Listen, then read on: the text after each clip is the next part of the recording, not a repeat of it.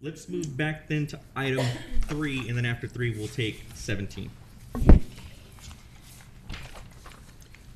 Okay, item number 3, receive a presentation and hold discussion regarding the Community Development Block Grant Disaster Recovery CDBG-DR Action Plan and provide direction to staff. Good evening, Council. Colette Jameson, Assistant City Manager. Last Tuesday, the City Manager and the HUD team staff met.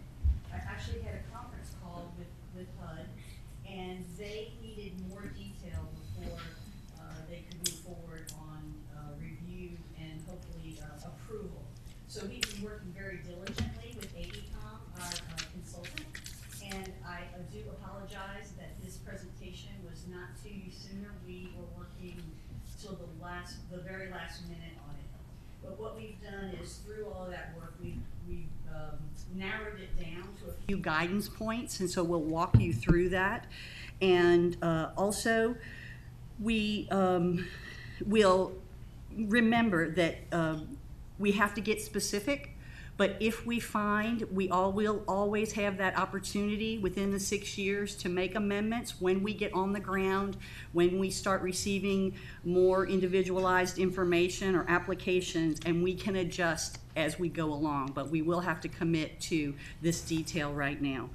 Also, I did want to tell you that after the approval, which we hope will come on November the 10th, so it's very timely, and we had to hurry up and get all of this work done because we have to turn this in on Friday so that they will have 3 or 4 days to review it and let us know on November the 10th. But after that, we are prepared with 2 new positions. One would be a DR manager that would be located in the planning department, as well as a DR engineering project manager. So don't quote me specifically on those titles, but those are just to tell you where they'll be located and what they'll be doing. And before you go further, we already have a question. Councilman. If we decided we wanted to make amendments, how far would that put us in a setback on projects? How long does it take to get reapproval if we make those changes? Possibly 60 days if we did we don't have to do public hearings, so it could be possibly 30 days, approximately 30 days. Okay. So yes, it is something once and also this money, as we finish up certain projects or programs, we can always reprogram extra money into programs or projects that we like. Mm-hmm. I do want to note, because they've been putting in quite a bit of work, Christy Wyatt, she's kind of my co-chair, and then Lori Moyer, Shannon Mattingly, and Janice, and then also AECOM's representative, who's the project manager, and I'd like to turn it over to Marissa Mason. Good evening. Good evening, Council. Thanks for the opportunity to run you through this again in a little bit more detail. As Colette mentioned, there were some things that had brought back to our attention that required just a little more detail. First of them being the infrastructure projects that had been mentioned, kind of in a cursory style. Previously, they wanted a lot more detail about what funding would be spent and how in infrastructure. A little bit of background on that. It's not abnormal to see money spent in infrastructure for this funding, but if you are going to spend infrastructure funding, they want to know why, because it's a housing agency, and so they are a little bit focused on housing. The housing program detail that they requested was, and we can get into it in a little bit, but just at a high level, they wanted to know how you would prioritize the eligible applicants and what your eligibility criteria were going to be for your housing program. And they also wanted to see the city focus a little bit on the rental population. They noted that there were some identified needs in the needs assessment, and that San Marcos as a city has a pretty high renter population. So they didn't specify how much money would need to go into rental. They just wanted to see some more detail about a rental possibility. They also recommended some information on how you would prioritize the very low and low income populations and prevent homelessness within the city. And they wanted to see a little more detail on your expenditures and your projection and schedule of how you are going to spend the money over the 6 years.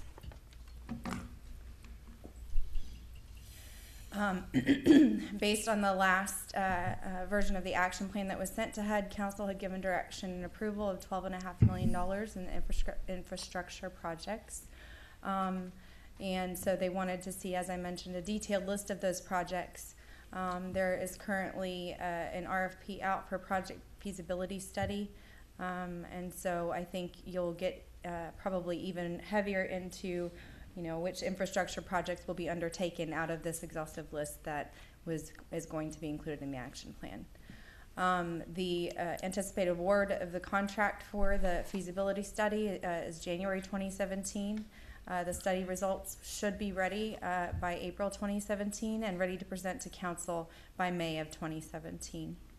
And Lori, did you want to speak to any of that right now? Okay. For the last action plan, the council had directed $7.5 million into housing programs. The only specificity that we got into in the action plan was that would be for rehab, reconstruction, buyout or acquisition, and elevation, and in some cases elevation only, with very minimal repair work having to be done on those homes for elevation only. And those are all the eligible things that you can do with that money. So we Correct. left it wide open. Those are pretty much the only projects, as well as there may be some soft projects that go with them, and that would be to help people with probate or legal services or assistance that they might need. Thank you, Marissa. Sorry. This is just a real quick high-level graphic to walk you through kind of the thought process and how you get into these housing programs. And so I know you probably can't see it all that well on the screen, but it just runs you through, you identify that you're going to have an owner-occupied housing program or a rental program, and then you review applications, do application intake, you determine eligibility, and then you, I can't even read that, unfortunately, I'm sorry. Prioritization of applicants. Then you detail the scope of work for those applications that have been prioritized, and they are categorized in the rehab, repair, elevation with minor repairs, reconstruction and elevation, or buyout. Obviously, once this is approved by HUD, you'll get into, yes, I'm sorry. Oh, and Councilman Tomaitis had a question on this. Sure. Just wanted, the owner-occupied budget's got a question mark, and then rental's got a Yes. question mark. And those are going to be decision-making type of items later on in the presentation. To call attention to it, what we're going to end up doing is asking the council to approve the breakout of how the funding will be spent. So the $7.5 million will be broken into two pools. It'll be the owner-occupied, whether it's going to be rehab, recon, buyout, and then it'll be the rental 1 to 4 units, single-family 1 to 4 unit rehab, recon, and buyout. And so, And HUD, go ahead. Marissa, I just wanted to interject that rental was not necessarily on our radar. We were going to concentrate on owner-occupied, although the HUD rep and also the technical assistance group that is working with HUD and working with us suggested that if we would have to have a very good reason based on the needs assessment not to have a program. And so this is a new item for us. And so it is a target, and so we will ask you, but we want to go through the process so that you can see it prior to making that decision. Councilwoman Derrick, you had a question as well? I had a question on the rental. I know that we have a mix of folks that live in San Marcos that have rental property there, and then we have investors, out-of-town investors. Are we prioritizing people who actually live here and working on their rentals as opposed to out-of-town investors, or is there any differentiation? There are several different ways to look at the rental, and what we did is we've done a lot of research, and we had a lot of information that we had done, but we went in to the Blanco Gardens area specifically and to Fairlawn, and we tried to identify what were rental properties based on the ownership in the Hayes CAD, and also what were owner occupied. We also looked at, and I'm getting into probably a little bit further than I need to, but of the substantially damaged areas. And so the two strategies that they've talked with us about is to put that it prevents homelessness if you make sure that there's decent housing for renters in that area, and that they won't leave and be homeless. So it is to put that housing stock back into the flood area or that neighborhood, or you can take the money and go outside of a flooded area and create units that are 1 to 4 and create additional affordable housing outside and do new construction to address renters. So you would be replacing that as well. Wow, but still, I think my question is whether we're prioritizing our people, the people that live in San Marcos that have rentals there over.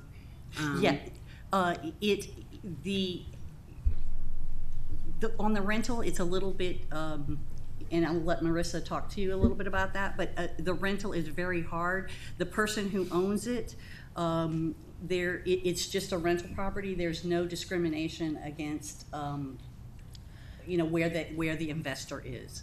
Okay, so it's Is more that a correct? location thing. Right. Okay. Correct.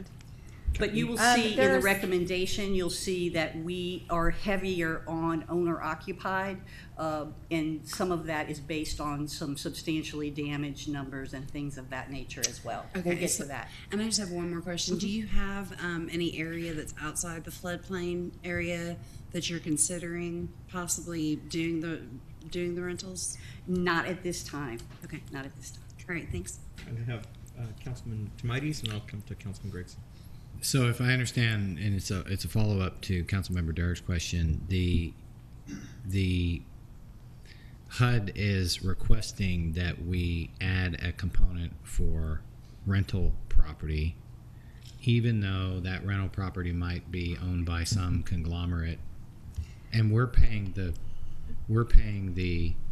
property owner. It's really not benefiting the tenant. That is how we addressed it, because we were You like brought that owner up to them. occupied. We brought that up. But what HUD looks at is Just is housing. looking. I'm sorry. Just housing. Who lives there? But That's they're what looking at not the person they're saying what they're doing is, because if we do something and help a rental structure get back into good condition, then we put for a certain period of time the owner of the rental property has to make it affordable housing for 4 to 5 years. Oh, they have to make Yes, it it affordable has to be housing. affordable Correct. housing for HUD to And how do they be able to define use that? one. I'm sorry? How's that defined then? Go ahead. So affordable housing to HUD is to serve the 80% and below, 80% 80% of area of median income Of and the below. Austin MSA? I'm sorry. Of the Austin MSA number? I Yes. believe Which that is San like Marcos is part of that. Yeah. Yes, sir. $70,000? Well, I mean, you could restrict it even further. That's your choice in program development. We can? Yes, as part of your program development, the city can restrict it to under 80% if you prefer to serve the lower income population. Well, I mean, if that's a possibility, and as we get a little closer to that discussion, I would highly recommend that, because Sure. it's not affordable for most people, because the Austin number skews Right. the income. Correct. Yeah, and so towards the end of the presentation, there is a slide specifically dedicated to talking through how to approach this rental. But just to quickly answer your question, you can restrict it to 50% and below AMI, or even Good. 30%. So Thank you. HUD is not necessarily asking that you identify those restrictions or requirements just yet. But they'd like you to think about it and like to be planning for it in your program, and would like to see you identify a certain amount of the housing allocation that will be directed towards rental. Councilman Gregson? Yeah, what percentage of the major damaged properties do we consider to be rental?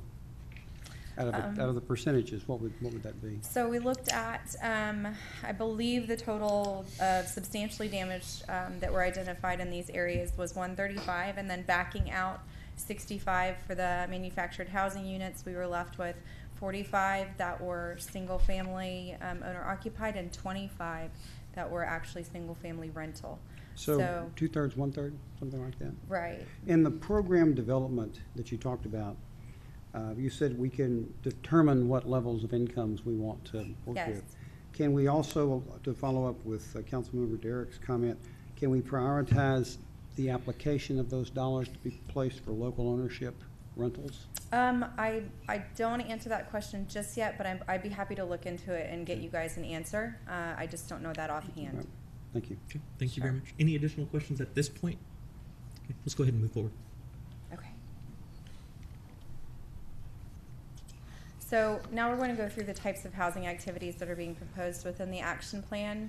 I wanted to quickly identify the difference because I know there's a lot of discussion about buyout versus acquisition, and just to give you kind of the HUD definition and how they approach this in the Federal Register. Buyouts are specifically targeted to reduce the risks of future flooding for homes that are in the floodplain. So those homes that you bought out would not be able, that land would not be able to be redeveloped. It would have to be turned into green space and city owned and maintained. As far as acquisition, when we're talking acquisition, those would be cases in which the home is not in a high risk area or a flood risk area, but that the city would be exploring acquiring as a result of an infrastructure project that would, the infrastructure project would be reducing the flood risk and repetitive loss in the area. Those pieces of land and property can be redeveloped. So I just wanted to help you guys in clarifying the difference between.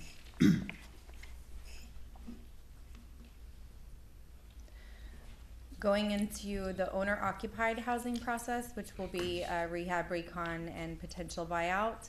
The process will go from determining eligibility of the applicant and property to prioritizing after that applicant period and eligibility is determined, prioritizing the most in need based on income, disability, elderly, and or children. So households that have children under the age of 18 or households that contain folks that are over the age of 62. Question. Yeah, Mr. Is there some type of a grid that's applied to each one of those to determine, or are ones more important than something else, or? There is a proposed prioritization scoring criteria within the action plan. We're looking at simply listing out the eligibility and prioritization criteria in the action plan rather than identifying for HUD the actual number scoring in order to not restrict you too much, but to give them the information they need to show that you're prioritizing certain populations. Thank you. And then obviously you move on to your scope of work. You identify whether that household needs rehab, recon, or in your buyout program when that's established, whether or not they are eligible for buyout. So the applicant eligibility that is being proposed, I do have to say that this first slide is mandated by HUD. These are requirements in order to be eligible for HUD funding. You have to have an income of 80% or less. You have to be able to prove current ownership and ownership of that housing unit at the time of the flood. You need to be current on your property taxes or be under some kind of payment plan and agreement with the county. And you must be a U.S. citizen. Councilwoman Houston, you had a question? Regarding current ownership, if the structure were owned by, let's say, parents who are now deceased, and paperwork had not been done, would the folks who are living there not be eligible? No, there are definitely ways around that. Those are very gray areas, and as Colette alluded to earlier, some of the public services that might be provided within the program are Well, I see that, which would take care of it for the next one. I didn't know if that was going to help for the current. There are ways, HUD has established some ways to prove ownership in those instances where probate cannot be cleared up before the end of the program. Thank you. Sure. Question. Oh, Councilman Smites. And is this percentage also adjustable, or is that just for the rental? You just have to meet at least 80%. So yes, you could adjust it. Does as it a have to be city. the same, or like if you set it? I mean, I would think we would want to be a little more liberal with this one than we would with the rental housing application. But Again, you would You just- start with the most in need. So you might say we're going to put the applications for 30 to 40 to 50% higher. But then, as if you have more money, which is we're limited, then you could serve those others as well. So I think as long as you are showing that you are taking into consideration those limited populations, which were age, children, and the lowest of the income. Gotcha. So you might have a phased approach. You might go out and do you might go out generally and then come back in and say, we're going to take the most in need, and then reprioritize in the next phase. gotcha.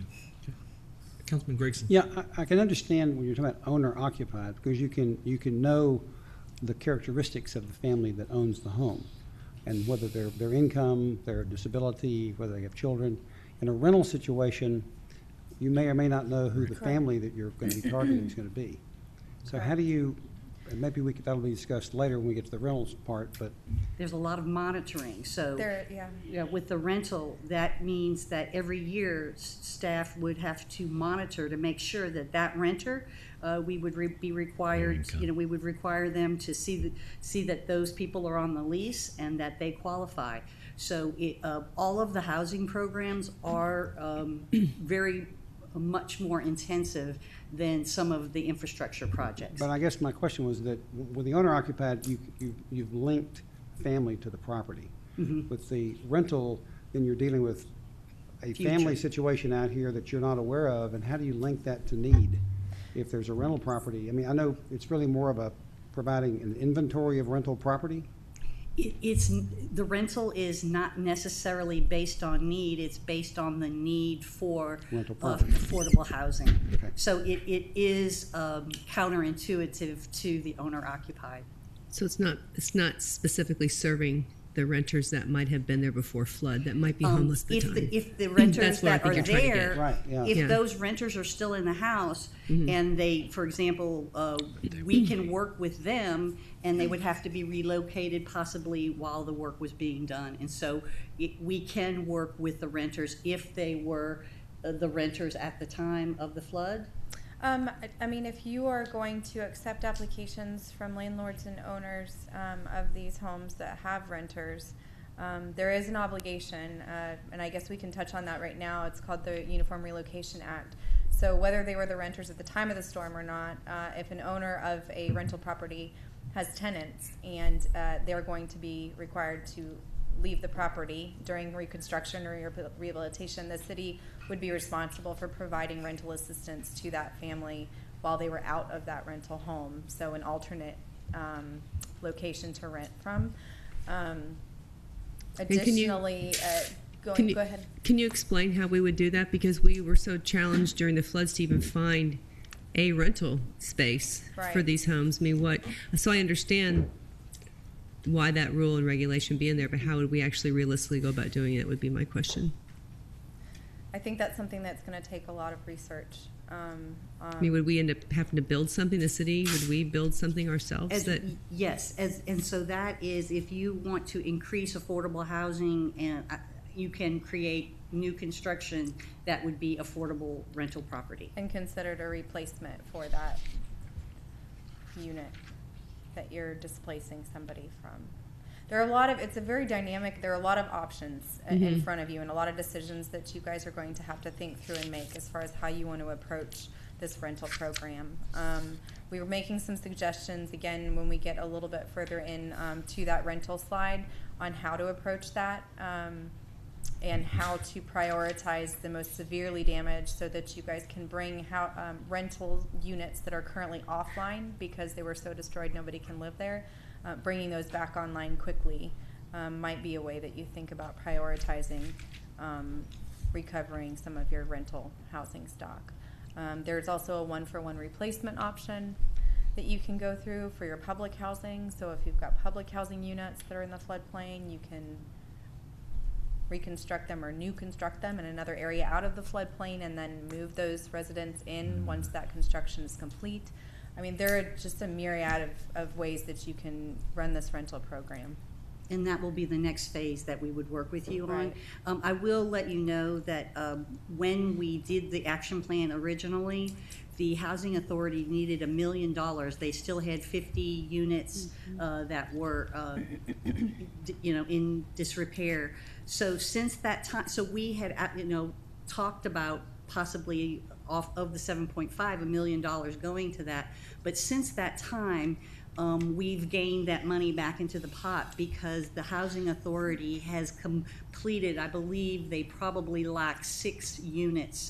And by the time this action plan and we are approved for the money and everything, they will have those back in line. So there's not anything per se that that will go to the Housing Authority. There's no reimbursement back to them for the money that they spent. It might have been out of their savings. I know that they possibly had to take a loan out, but there's no way to reimburse them for that repair. When it comes to Councilwoman Houston, I believe Councilman Gregson may have a question for Councilman Houston. Okay, you were talking about the, while a unit is being rehabbed, that you have to provide housing for the folks who are renting in there. For the people who were renting at the time of the flood, either one, do they get preference? I mean, I think you could explore prioritizing in that way. Again, for that question, I'd have to take a deeper look at it. I unfortunately am not as savvy on URA requirements, the Uniform Relocation Act, as some of my colleagues, but I can certainly research how those can be prioritized for you. Okay, thank you. Mr. Gregson, did you have Yeah, a you question? mentioned earlier about substantial damage. There were 70 homes. There were 135, 65 were manufactured, leaving 70 homes. 45 were you thought to be single family. The balance of 25 were thought to be rentals.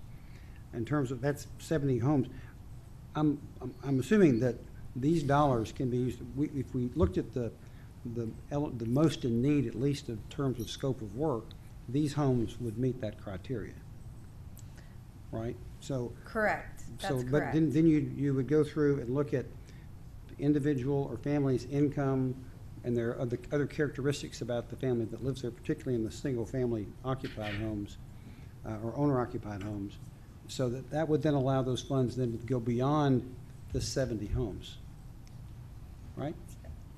I mean, I'm assuming we had 1,500 homes that were damaged in the process, and I'm not sure of how many of those were manufactured homes. Correct. So you could definitely go outside of this substantial damage category Right. and start addressing those that had been just severely damaged or in need of some repair.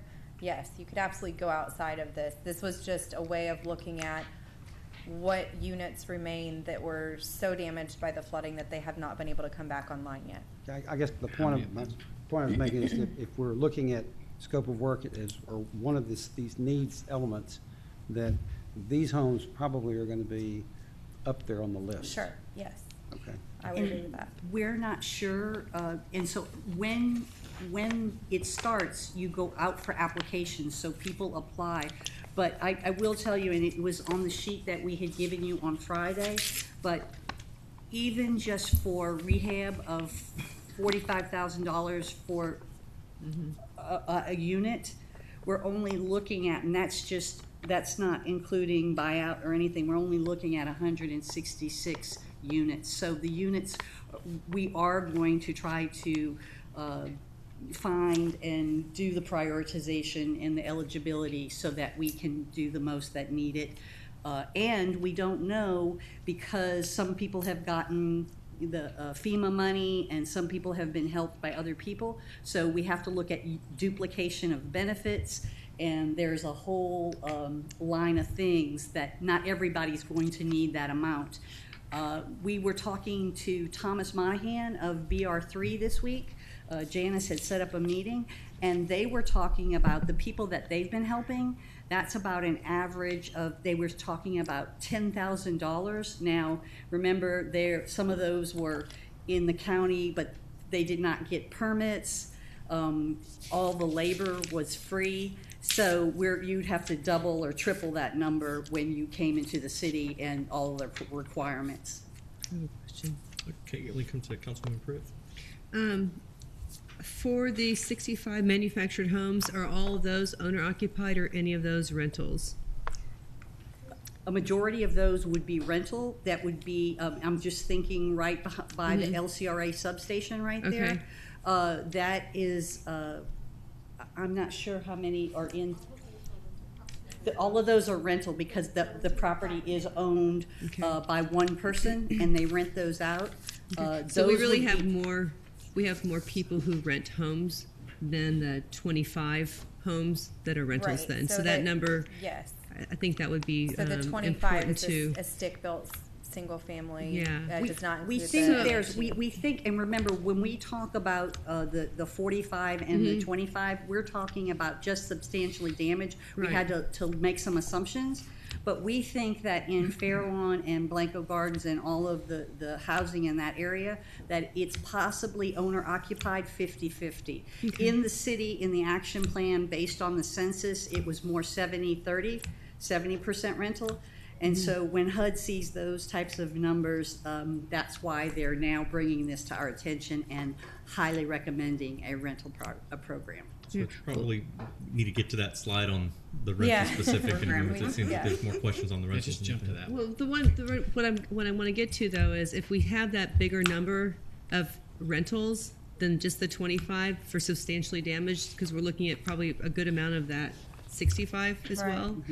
So if the city decided to say, okay, we want to take the approach that we want to maybe build an affordable housing apartment complex or something, would there be a potential to get some additional funding, matching grants or some matching funding? Because what we have allocated, 7.5 million, is not going to go really far if we needed to do something like that in a bigger sense, because we know from the floods that we have a huge lack of rentals that are affordable for our The community. state of Texas was just awarded additional, I think, $45 million, but we have heard that a majority of that money will go to Houston, but there is an opportunity that we go back to them, and that we have a really good relationship with the General Land Office, and so we're going to try as much as we can, and then we'll also keep applying for FEMA, Water Development Board, all of the ones that we're currently in process. Okay. Let me check to see if there are any. We could get, as Janice said, that you can use your CDBG. You could do try for a Section 108, which is to take a portion of your CDBG funds and use that to pay back. You would be taking offline your CDBG and you would be using that as a bond payment to pay back HUD, but you can get a bigger pot of money than the $500,000. You would just use that as a bond. So that is available, and you can also use some programming from CDBG funds as well. Okay. I'd like for us to thank you. be able For to housing. move forward on the slides, but are there any additional questions on the housing application eligibility? Okay, let's go ahead and move forward. Okay, so the second slide about the housing application eligibility are kind of best practices, and I've been seeing in other programs. They're not mandated by HUD, but they are pretty standard industry practice. With the exception of the first one, I think that it was identified originally in the action plan that the city wanted to focus on getting those that were within the 100-year floodplain out of the floodplain, or elevating to the degree that they wouldn't be affected repetitively in the future. And so working with city staff, that was established as one of the criteria for eligibility for the program, for the applications. Mortgage payments being current on the damaged dwelling, if applicable. Again, that's just a standard business practice to make sure that they have clear title or good standing with the bank so that there is no recapture later if they default. The applicant and co-applicants being current on child support payments. that again is used across the country by grantees for these programs. And the applicant being able to temporarily relocate at their own cost and expense if necessary during the rehab period, or at least meet the minimum requirement for relocation assistance as provided by the city. Typically when grantees receive enough funding, and I know that y'all's allocation is smaller than what your need is, but typically you see grantees provide relocation assistance or temporary rental assistance to families if they have to vacate their home during rehab. One of the suggested ways to do that here without expending a ton of money on that kind of overhead or soft cost is to use it for families that are at the 30% threshold or lower. So people that just literally don't have the capacity to find another place to stay while their home is being rebuilt. And so those are just suggested, not mandated. Councilman Brew? Are there any additional programs within this programs or anything else for your second bullet point? The mortgage payments current for damaged dwellings if applicable? Because some of the folks that lived in these homes that had to leave, they might have spent everything they had on renting something someplace else and might have gotten behind on mortgage payments. And so it would be incredibly sad if they were not eligible to rebuild and move back in their homes. Right. So is there anything we can do to help them? I'm sure we have some like that. So there's in our city. an example I can think of out of New York where they contracted with the New York City Center for Neighborhoods. I'm probably butchering their name. I apologize, but it was a legal team that came in and helped folks that were having those kinds of issues, improving ownership or current mortgage payments or going through probate. Their specialty was working with families through those types of issues so that they could get on the right side with the bank in order to move forward for something like this. So it's definitely an eligible expense. So have we identified that we have any of our residents that fit that criteria? And if so, have we offered or helped seek out that assistance for them or give some tools for that? Not that we have done that yet, but I think that BR3 possibly has done some of that casework, and I don't know specifically, but that is they have they received money from the BR3 received money from the United Way today. How much? Do you remember? It's tomorrow. Yeah. So, but BR3 Tomorrow at 10. $102,000? But BR3 may have some casework that may be familiar with some of those. I think that would be helpful to know that as we're going through this process, because I wouldn't want to leave those people unattended to when they might be the ones that are actually in the highest of need, that have a chance of getting back on their feet that might not be able to because of these and I think criteria. that it would be good to identify that. And then the other aspect is that we don't necessarily want to improve a home that may go back to the bank. So we just really are going to have to look into a case by case. I'll have your work cut out. Thank you. Okay. Moving on to the next slide, applicant prioritization. As mentioned earlier, household income will really drive that prioritization. In addition, disability and age, meaning households with children under the age of 18 or households with folks that are over the age of 62. As also mentioned before, the prioritization will most likely be a scoring process that hasn't really been set in stone yet and is still being vetted by city staff and doesn't necessarily need to go into the action plan, but these will be the three the prioritization factors that will be looked at for scoring. Any questions at this time? Then you will move on to establishing scope of work, meaning rehab versus reconstruction. Usually the estimated repair costs are calculated through national standards like Xactimate or other kind of software programs like that. Homes that are estimated to have repair costs within the established rehab cap will be rehabilitated, and then homes that go over that established cap for simple rehabilitation would be flipped over to reconstruction. There will be separate caps for accessibility, special needs, and possibly even elevation where necessary. So that, for example, if a cap for rehabilitation is $45,000, but there are some folks in the home with disabilities. There'll be an additional cap on top of that $45,000 to allow for making that home accessible for them.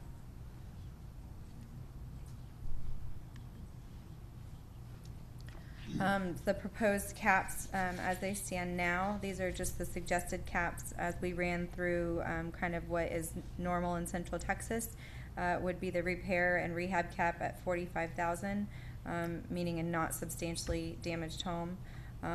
Looking at elevation only, so if they don't need really any repair or rehab, they just need to be elevated, $50,000, with some minor repairs that might occur as the home is elevated.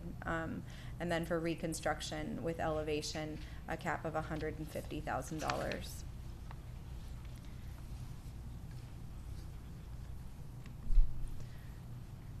Just wanted to run through really quickly what elevation or not elevation really means.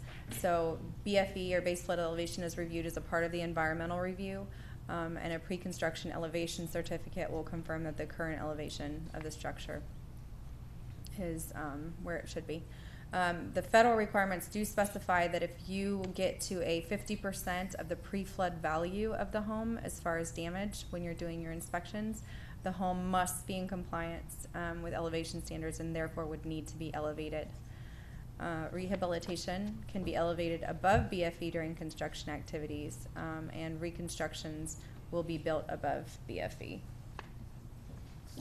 Councilman Gregson? I have a question. Given what were the allocations here for infrastructure and for the residential component, as we move through and we do or approve and then start the process of these infrastructure programs, obviously with the goal of drying out this neighborhood, I'm assuming that we'll be able to make ongoing adjustments to BFE to be able to meet these requirements in less rigid ways than we would now, given the current situation? I thought we had to I thought we had to have So- a 24-inch base flood elevation. Correct. So, for example, if one of your infrastructure projects brings the neighborhood out of the 100-year floodplain, Right.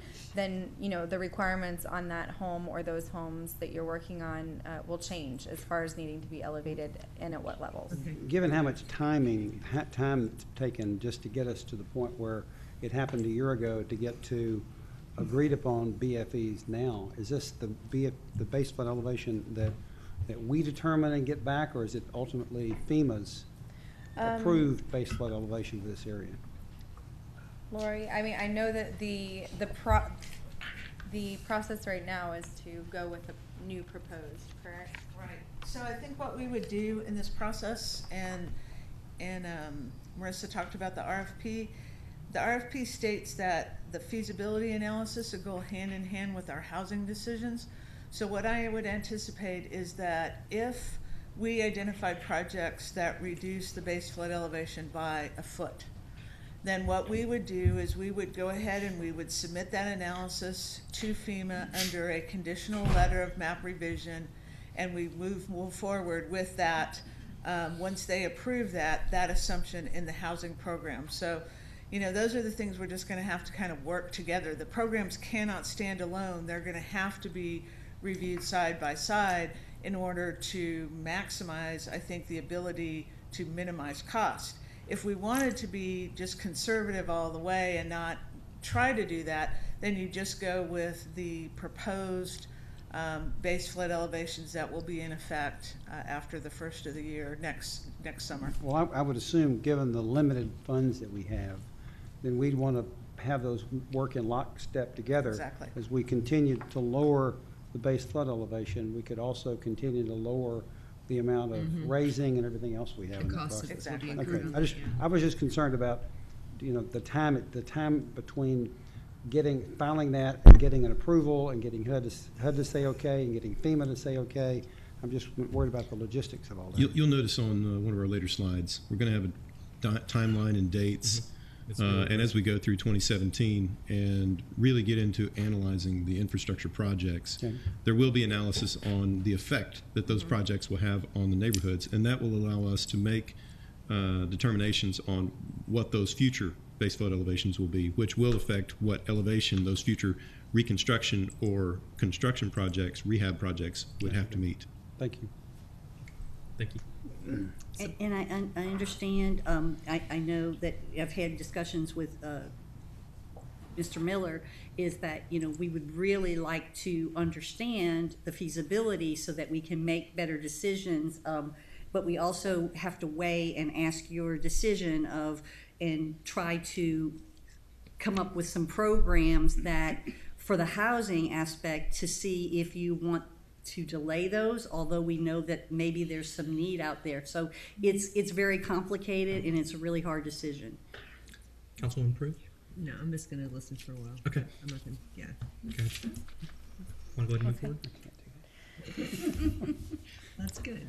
So this is the slide that I had mentioned earlier, Yes. and that kind of addresses the rental housing and what is being proposed as far as approach. So serving the 1 to 4 unit dwellings, not multifamily, because those can be incredibly cumbersome and expensive. And we feel that the 1 to 4 unit dwellings were heavily affected in the flooding. So it will be done on a first come, first served basis rather than prioritizing, because it is difficult to prioritize based on tenants if there are no tenants in the property. It will be those that have been substantially damaged and are vacant due to flood damage, because we think based on HUD guidance, it would be best to focus on bringing rental units back online that are still offline because of the flooding. Also looking at imposing a 5-year affordability period for the landlords. That means that they must commit to rent to LMI families for that 5 years. And then we also need to remember, as I mentioned earlier, the uniform relocation assistance will be required if you look at rehabilitating any kind of units that would require the tenant to move out of the home during rehabilitation. As you see down there below, that big circled item is what we alluded to before in the breakout out of the $7.5 million of housing funds. And based on what was looked at earlier for substantially damaged units, the breakout looks to be a $5 million to $2.5 million, $5 million being single family owner occupied, rehab, recon, or buyout, and then the $2.5 million being allocated for the single family 1 to 4 unit rental, rehab, recon, or buyout. So those two numbers are something that HUD is looking for in the amended action plan. And so we're looking to council to get agreement on how those two are broken out. Okay, so the slide that we have in front of us on our dais is a little different from what you've got projected up there. That, I And told so- you last minute we were. Yeah. And I get that, so I think several of us were kind of looking at that in anticipation of what we may want to suggest, and so what you've shared is a little different. I think it's helpful, but do you want to kind of get the comments from my colleagues on the approach? So a question on the rental. Mm-hmm. So let's say with the criteria that it has to have a 5-year affordable period, if they would to tap into this program, could the city then say, okay, well, you have an option, we can buy you out, and then the city could take that home and we could rehab it and put it on through our affordable housing program, or have it within Acquisition, that it would be Yeah. acquisition. an acquisition? Yes. Would that be an option as Yes. well, and not just this option only? Yes. I'll come to Mr. Tobias next. That was partially my question, is since you brought up tonight, and here we are, we just put the Affordable Housing Committee back together and talked about it, but I'm a little leery of, unless we were able to acquire and redo affordable housing in that general area. But for me, I mean, it seems to me that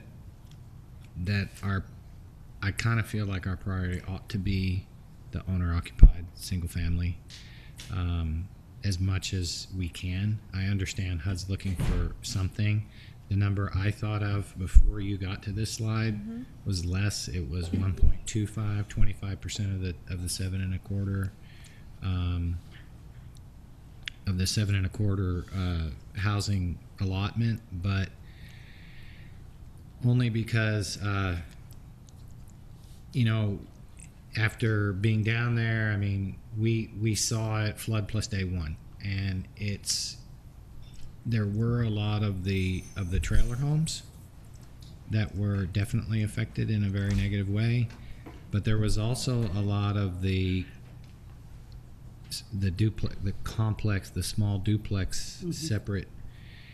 And what I keep wondering is, if the damage to that structure, to that rental, was so great, if it was substantial water damage, they weren't living there, and I can't imagine that we would be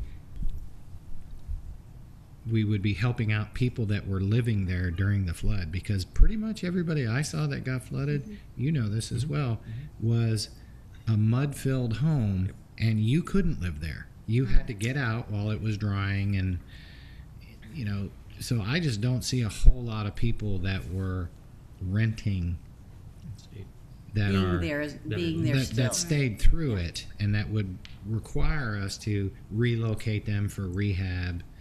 I would prefer to put the money in the pockets of people that live here and have lived here, rather than investors. I hate to be so harsh about it, but that's the reality. That's the decision we have to make. So just so I'm clear on what your suggestion is, it would be to take half of what's currently identified on that very last line, 1.25, and reallocate that to the owner occupied and bring that to 6.25? Yeah, that's just a number I just off the top of my head. I figure we have to do something. The investment part of it, and without having the boots on the ground, it's possible that the investment properties have already been correct. And so that once we can quantify that for HUD, we can say, hey, we really don't need this amount of money.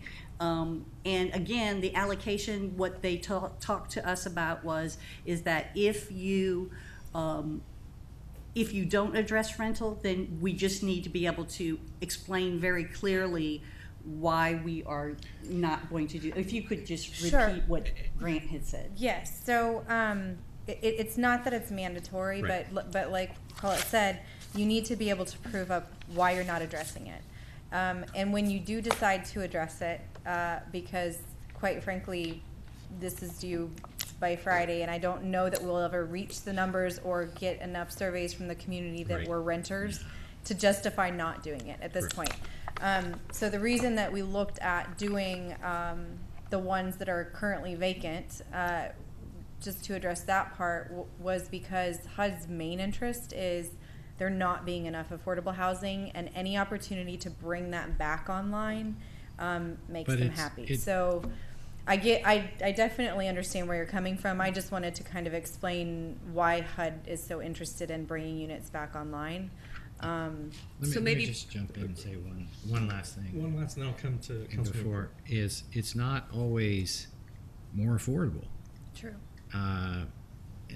And that's the reality of San Marcos. It's not always more affordable to be a rental than it is to buy. If we can get a homeowner back in their home, it's often more affordable than if they were to go rent a similar home. Right. And the most recent tour that I've had of the neighborhood with a lot of with the neighbors was homes are selling very quickly now and being made rentals. And they're selling very quickly for rentals. So let me come to Councilman Pruitt, and then I'll come to Councilman. And there's contractors that are going into rehab these homes, buying them and putting them on the market. So quite sad. But for purposes of today, if we come up with this number, either if we stick with this number or we change those a little bit, y'all can still get boots on the ground. You can see how many rental properties have been reconstructed and they're done, and you can come back to us, and then we can continue tweaking that. And if we decide that, really big picture, we're going to need to have probably some affordable rental housing done by San Marcos at some point in time through this affordable housing policy anyway. But for this purpose, you just need us to agree on something like this so you can move on, and we can change those numbers once we really get into it deeper and you bring us back more information. And before I come to Councilman Derrick, my understanding from last week's call with HUD had primarily been they wanted to see more detail. They wanted to see, just give a few more numbers, provide a little bit more justification, in essence, show us your math. Yep. And then from there, it still gives us that chance to go through, and once we kind of have that budget, if you will, go and find out what the actuals are, and be able to find some that middle ground of what the reality is going to be. And I think Mr. Tomates kind of touched on what some of those realities are going to be, and you certainly have as well. But for right now, we need to give them those added details, fill in those extra boxes, and then give the staff and team a chance to go out and kind of prove those up. Yes, sir. Yes, sir. And I think that is why we were driven by just looking at the numbers of that we can find right now on substantially damaged units, breaking that out, kind of trying to find a way to give HUD a reasoning behind how you're going to break out your $7.5 million. Yeah. And again, I mean, you can come back in a month, or 2 months, or whenever you're ready, and say, we couldn't find any landlords that would commit to rehabbing and being affordable for 5 years, and therefore we can't do that. So I think that goes to Mr. Tomates' point, is that people don't necessarily want to commit to having to be affordable in just charging because of the need, because we need rental units. So, and I'm okay with your numbers, but I also agree with Mr. Tomates that number too, what number leaves out of this presentation tonight is going to be a number that our community is going to read, and they're going to look at, and they're going to wonder why. So I think the lower that rental number can be and still be legit for HUD, I'm most comfortable with, because I think that's where I think we are as a council, and I think the community is going to have great questions when they see this, as opposed to if we can lower that number some. But it's up to y'all. Know what you need to deliver. One of the things that and we don't know specifically, but because buyout is in there, it's possible that some of the if we look in Fair Lawn in certain areas, that they're owner occupied. So we've tried to bump up the owner occupied, but if you wanted to go to like 5.5 and put 2 million, we probably could justify that. We think that there's the buyouts may be a little bit higher. Is that correct? For owner occupied? Yes. My recommendation would be to stick with the 5 and 2.5, just based on the numbers that exist right now. But it is completely up to council, and we can justify it if we Mayor, need if I can give a little context. Sure, and then I'll come to Councilman Derrick. Just to go ahead. HUD they very seriously want us to consider rental. Okay. The numbers that we put together, we can justify with metrics at this point, and those will be refined as we go through the process, and we will have an opportunity to prove up and justify different numbers, or modifying those numbers, tweaking those numbers as we go through the process. These are numbers, they might not be ideal for us right now, and might not be what council expected, but they are numbers that we can prove up with HUD. And staff, our team, has had discussions with consultants and with HUD to get a good feel for whether or not these would be approved. If we start adjusting them downward to a point that HUD's not comfortable with, then they might ask for additional corrections to the point where we might be denied temporarily, and we would have to do additional. So we're confident that we will get a favorable perception of this right now, and have an opportunity going forward to adjust those numbers if necessary, and if the numbers prove it up. Okay, I understand. I'm fine. Yeah. Councilman Derrick? I'm just real adamant about where I started when we first began with this, is that if we're going to be rehabbing rentals, if there's any way that it can be people that actually own it, it's part of their income as citizens in San Marcos, and it's not a conglomerate or an LLC or something, and that's really, really important to me going forward with that. And I know, these are the numbers that we need to just, get through. I used to work in a grants office, believe me, I know. Just to go through the paces and get things done. But as we do, I would hope that we would also look at the apartment complexes, and perhaps the people that are leasing the mobile home units, and assess, how they're perceived as far as, did they fix things? Did they take care of the people that were there and that sort of thing? And put the money where it should go, to the people who are actually positive contributors to San Marcos and to that neighborhood, and that we don't, just go, oh, well, this apartment complex, well, they need some money and they can fit a lot of people. However, we know that everyone that lives there has been living with mold and excuses and, things like that. So is that something that we can do, or we don't have to necessarily prove up to HUD who we choose? We will research that. It is going to, in HUD, when we do the detailed design of these programs, HUD will review that as well. But we will definitely, ADCOM can definitely see if that is a criteria that we can use for eligibility. Or even just for prioritization. So it doesn't need to be eligibility criteria, but if you open it up to every, landlord of a single family 1 to 4 unit, you can, just like we talked about in owner occupied, prioritize those applications once they come in. And I think that would be a good approach, to prioritize only helping those that live here locally, rent here locally first. And then if there's money left over, moving on to those that don't live here. And probably with the limited amount of funding, you will expend all of your funds once maybe they'll before be getting willing through to do a partnership or something to get Sure. a piece of the pie, but not, we need to take care of Right. our own people first and Right. foremost. And I don't think HUD will scoff at that. I just want to make sure that it doesn't go against any kind of regulation that they Right. have. Right. I think that they'd actually probably be very interested in hearing in that as a prioritization method. I just want to double check before. And just to comment on the apartment complex concern that you have, my understanding, at least from looking at this slide that's in front of us, is that this is specifically rental housing's 1 to 4 units. Right. It doesn't include so apartment it complexes. doesn't include- No multifamily. I mean, it But- can. It's just that with the limited funding, it looked Right. like you would get the most benefit for the community out of focusing on homes or units that would not be so exorbitantly priced as far as Correct. recovery.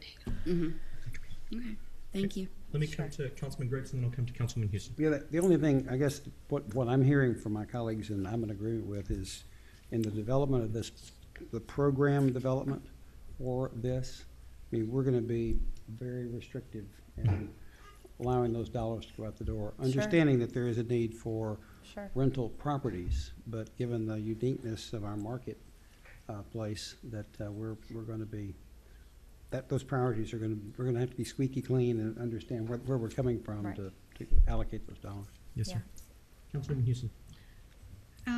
We talk about benefits to low, moderate income. If we're talking about rental units, what about the income of the owners of those units? Is that of any consequence? Typically, you're just looking at the renters that are going to be in the unit. I don't think you can't look at the income of the owners. I think that that's something that you could explore doing in your rental program. Thank you. Any other questions on this slide? Just to kind of come to a consensus, I know Mr. Tomates had shared a perspective. I get it. Yeah, I heard the explanation. Okay. Is there, I just want to confirm that the council's okay with moving forward with the suggested number of 5 and 2.5. Yes. Okay. This is just Okay. direction. We don't have to do any kind of resolution or Okay. motion. There'll be many more of these. So directed. So wait until you see the timeline. So directed. We'll go ahead and move then to the timeline. Okay. And it's aggressive. Yes. So as mentioned earlier, we are on a very strict timeline. So looking for council direction today, revising action plan Wednesday, Thursday, and printing, binding, and overnighting to HUD all on Friday. HUD will have next week to review. Typically it would go through the 11th, but because that's a holiday, shortens the week a little bit, and so they will have to respond with approval or denial by the 10th. Okay. Get it It's done. aggressive. It's very Do we quick. have a return receipt on confirming that they received our Yeah, we will get it stamped in a lot of different ways. Okay. Yes. questions on the okay. timeline at all? Or any questions Or overall? questions in general? Questions, comments? I have a comment. I just want to thank you guys. This is a monster project that you have going, and we so appreciate you getting it all together for us and jumping through all the hoops. But I did want to point out to council, this is a very quick turnaround. HUD had the conversation with us. You know, it was a very pointed conversation. We went through a checklist of things that needed to be, that they wanted more information on just through their first review. Colette's team, Marissa, Colette, Shannon, Lori, Janice and Christy, they worked nonstop for more than a week. They were always in the city manager's conference room putting this together. So they put in a lot of work. I really think it's important that we recognize the effort that they put into that, because they're really doing the yeoman's work for the DR process, and it's important that people understand the amount of time and effort and blood, sweat, expertise that's gone into this. So I just want to say thank you for that. Thank you. Experts at the end of this as well.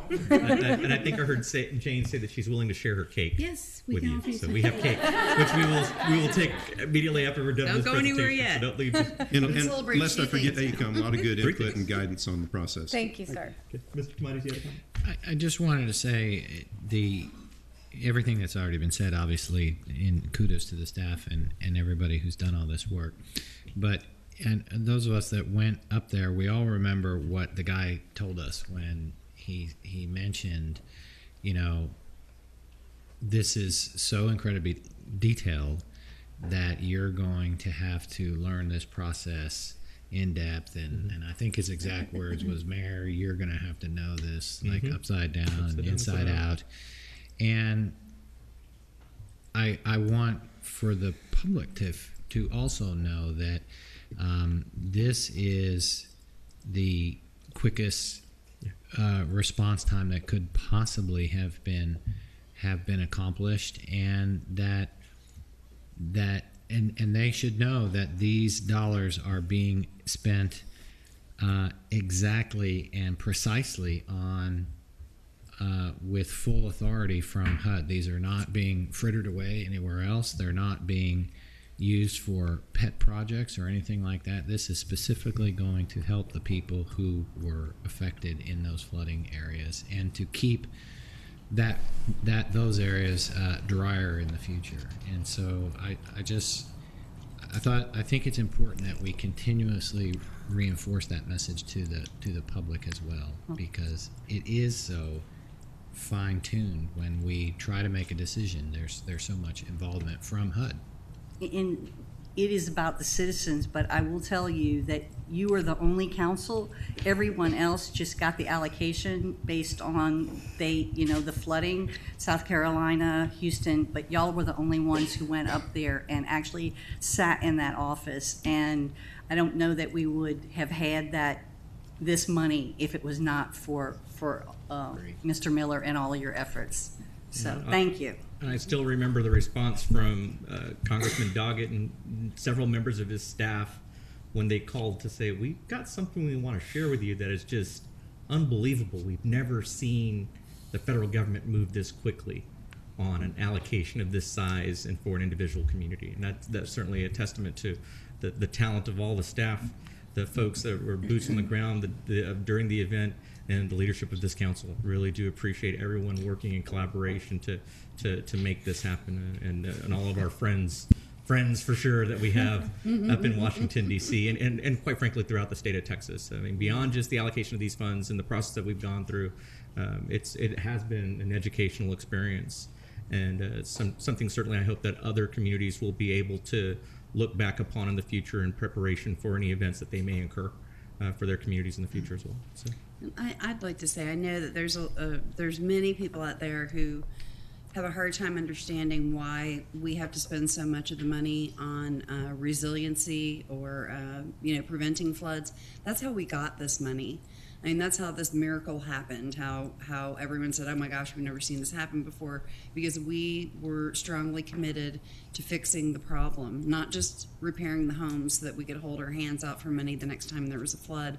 And that's the reason that so much of the money is going into infrastructure, and we wouldn't have this money to help the people with their homes had we not had that component. I mean, that was the overall package deal, and I understand everybody would love to have the entire $25 million spent on homes and rentals and, getting people, that they're not displaced anymore and they have homes. But the reality of it is that we would not have gotten this money without that. So. Yeah, and that was a specific request. There's Yes. resiliency. That was the term. I did want to convey something on that because AECOM and several other people, I think, from HUD have noticed that in our public participation plan, Marissa has said that she has never seen a community. Usually everybody wants, obviously to fix her house and get back, but that about 50% of the public input noted that they want this not to happen again for the infrastructure. Yeah. So